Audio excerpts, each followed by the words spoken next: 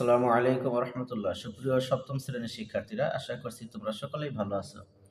এখন আমি তোমাদের সামনে হাজির হয়েছি তোমাদের গণিত বইটি নিয়ে। দেখো, দেখা যাচ্ছে প্রথম অধ্যায় মূলদ ও অমূলদ সংখ্যা। আমরা এই বইটির প্রত্যেকটা পেজ আমরা আলোচনা করবো ইনশাল্লাহ। কোনো পেজ আমরা বাদ দিব না। আমরা যদি কোনো পেজ বাদ দিয়ে চলে যাই তাহলে এই পেজের মধ্যে যে জ্ঞানটা থাকলো সেই জ্ঞানটা থেকে আমরা মাহরুম হয়ে যাব, মানে আমরা সেই জ্ঞানটা আমরা অর্জন করতে পারবো না। এই জন্য আমরা কোনো কিছুই বাদ দিব না। তোমরা যদি আমার চ্যানেলটি ধারাবাহিকভাবে দেখো তাহলে তোমাদের পরিপূর্ণ একটা জ্ঞান এই সপ্তম শ্রেণীর বই থেকে তোমরা পেয়ে যাবে।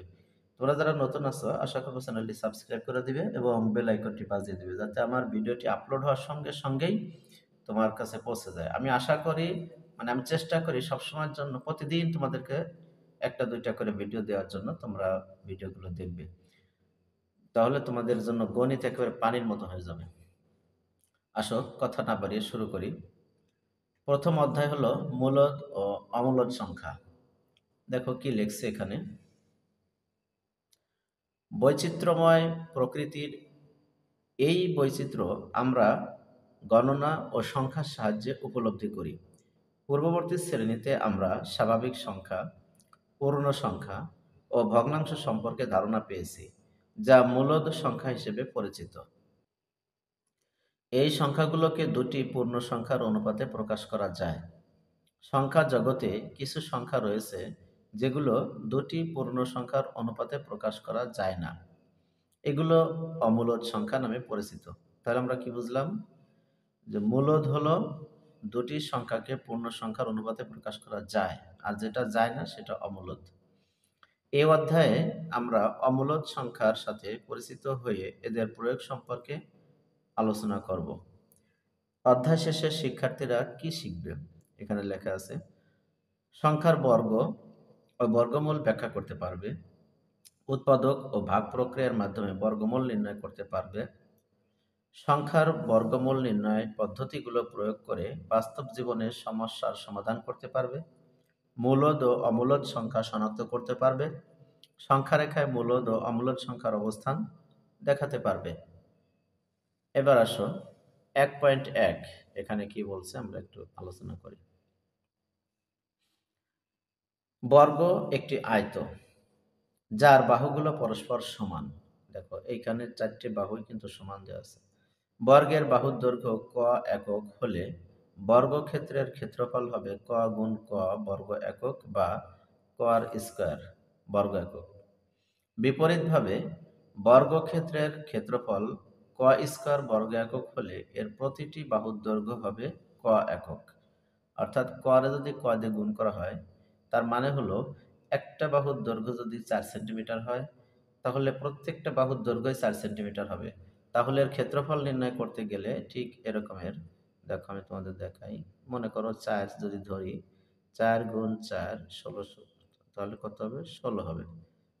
তাহলে মানে এই জায়গা তো 16 মানে কি? এই দেখো যে 4 এর স্কয়ার, 4 এর স্কয়ার মানে তো 4 গুণ 4 মানে 16। দেখছো এরকমই হয়। যা হোক, এবার দেখো কি লেখছে। চিত্রে 9টি মার্বেলকে বর্গাকারে সাজানো হয়েছে। 9টি, 1 2 3 4 5 6 7 8 9। সমান দূরত্বে প্রতিটি সারিতে তিনটি সারিতে মার্বেল সাজানো আছে এবং মোট মার্বেলের সংখ্যা 3 গুণ 3, 3 এর স্কয়ার সমান সমান 9। অর্থাৎ তোমরা মনে রাখবা যে অক্ষরের উপর স্কয়ার থাকবে সেই অক্ষরটা দুইবার গুণ হয়। প্রত্যেক সারিতে মার্বেলের সংখ্যা এবং সারির সংখ্যা সমান, তাই চিত্রটি বর্গাকৃতি হয়েছে।